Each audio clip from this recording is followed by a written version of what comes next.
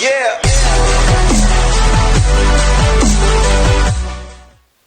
Hey guys, welcome back to the channel. Sorry that this one is a little late, but I just arrived back home from my trip, so I am safe at home and here to talk about some movies. And of course, the biggest movie to come out this weekend was Twisters, directed by Lee Isaac Chung, starring Daisy Edgar-Jones, Glen Powell, Anthony Ramos, Brendan Pereira, Maura Tierney, and Sasha Lane. And this follows a group of storm chasers as they try to unlock the secrets that lie within the tornado and how to lessen its intensity. Now, this is obviously a standalone sequel to Twister from, I believe, 1996. Let me fact check that. And that's a film that I have not yet to see. And I figured, I heard it's like a fun, dumb blockbuster film.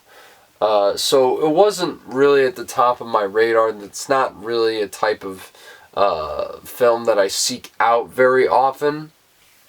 And so I was excited to see this. I mean, I just kept seeing the trailer over and over again. And we got twins! Twins! Like, every time without fail. And I feel like that line is going to be iconic soon enough. But to me, I was just thinking it was going to be a fun summer blockbuster. And not much more else to it. And that's exactly what I got. It is perfectly adequate in what it does. It delivers some thrilling sequences, some cool visual effects to boot, and some good chemistry between the cast. But I really don't think Twisters is anything that crazy. But let me get into some of the positives first.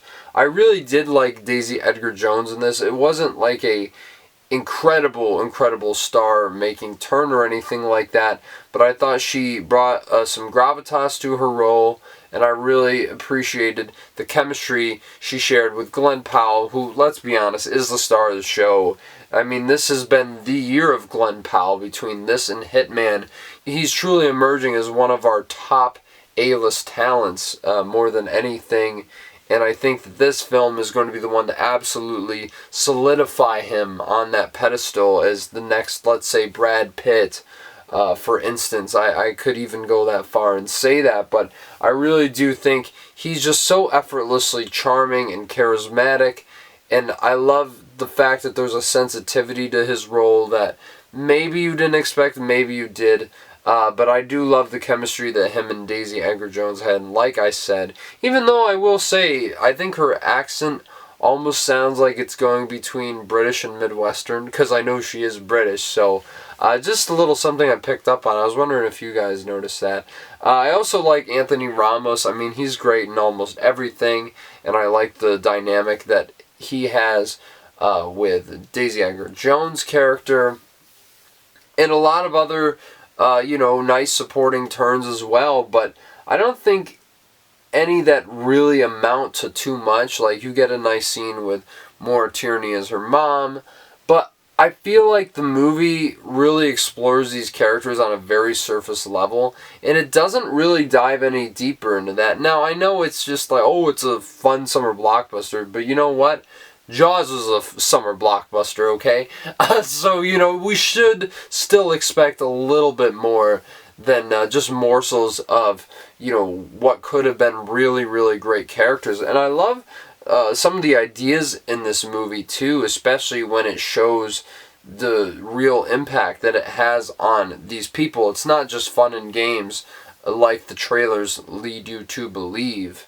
There's actually some weight and gravitas to what is happening, as it would be that way in real life as well. Though I think there's some elements of the film that get a little bit cartoony for my taste, and I thought were a little bit ridiculous. And some of the dialogue is really not great. It's kind of hard to imagine that this is the same director who did Minari, Lee Isaac Chung, that is. Because, yes, there is a sense of, Midwestern Americana that permeates this film, which is similar to Minari in that regard, but I really don't think it feels like a director's film, if that makes sense. It very much feels like a studio film. And obviously, that's not a compliment, but yet again, it's not like it's aiming to be anything more than what it is. I think there's a really, really great sequence at the beginning of this film. I think there's a great one in the middle. And I think there's a pretty great one at the end that had me on the edge of my seat. But more than anything, as much as I enjoyed parts of this movie, it just really doesn't do anything that interesting or new.